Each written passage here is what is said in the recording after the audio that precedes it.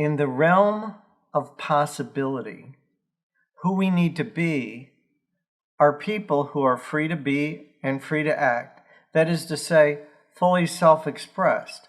Well, what does that look like in the day-to-day living of life? According to the authors of the Being a Leader course, Earhart and others below, we empower ourselves by being any way we need to be and acting any way we need to act to fulfill the future that is constituted from the concerns of the relevant parties, whose future is at stake. However, that doesn't mean that any and all ways of being and acting are always appropriate. The ways of being and acting informed by a framework that includes integrity. The authors define this as honoring our word, and our word includes, among the 6 things which we covered here, moral, ethical, and legal standards of the groups that we belong. Also, people's expectations if we want to have a working relationship with them. And that is considered part of our word. Leading does include standing aside at times and listening in a certain way, and leading from simply following. See third aspect, domain, creating future, who you need to be, which is much more rigorous and elegant. Again, Earhart and others, page 598 below. 2 examples from my life to illustrate this point.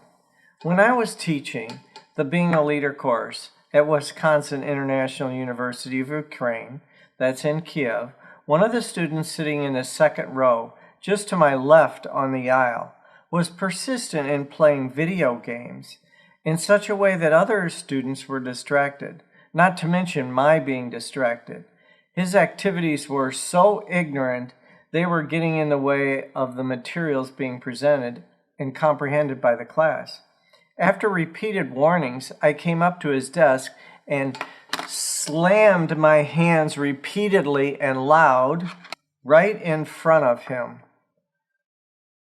I told him to get out if he was going to persist. He became visibly upset, of course. It was unlikely that anyone ever got in his face like that in his educational career. I calmed down and proceeded to teach. I was concerned that my behavior was outside the scope of university teaching standards. However, some weeks later, the student caught up with me on the sidewalk, and walking next to me, he told me that he had an interaction with his employer where he stood up for his worth, and as a result was offered a leadership position since he said he knew what leadership was about. The employer said, "Well, okay, you can prove it, and you're promoted. You've got the job." He was ecstatic about this opportunity, and although he dropped out of the course, he got exactly what the course was about. I was at risk, and yet my natural self-expression from my having done the Being a Leader course called me to be something that was required to make a difference. The course is not about teaching material that is to be memorized and tested, then recalled and used, informed in some kind of strategy, but rather a new way of being is invented for the students. And the leader as well. You can't lead this course without being in it yourself, which not only gives us access to our self-expression, it becomes part of our natural self-expression. So the second example, we were leading a Being a Leader course in Almaty, Kazakhstan, at the Kazakh German University.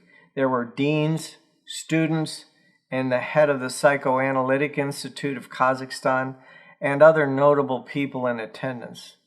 The course was being translated into Russian by a person from the United States who was responsible for bringing the course there.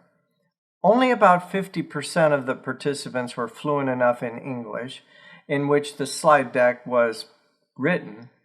I don't know how I knew this, because my Russian is not fluent, but she would translate the slides into easy to understand simple terms. I asked her not to do that, and she persisted. The last time I turned to her and said, "If you don't translate what is on the slides, I'm going to ask you to leave." The participants were shocked. I turned to them and said, "This is what it looks like when you're not constrained and you have the freedom to be and the freedom to act, consistent with my commitment to deliver the course to you that you paid for." They got it, and they were relieved and appreciated my intention. A little more backstory to that incident. The Being a Leader course is composed of terms of art, that is, specific terms and carefully crafted statements that are designed to open up a world. If one uses ordinary terms that are understandable in the common everyday discourse, they're not sufficient to make the required impact and difference. The carefully crafted statements are designed to interrupt the everyday interpretation or its complacency and its tranquilized obviousness, like Martin Heidegger said in Time and Being, page 359. Understanding, so as to fit into our existing mindset and worldview, will produce more of that same world, rather than opening up a new possibility that was not seen before, leaving one being in a new world. And that's what we're committed to, is leaving you in a new world, a world of possibility where you're free to be and free to act. Please leave comments on what you see about this. I appreciate your attention. I love you.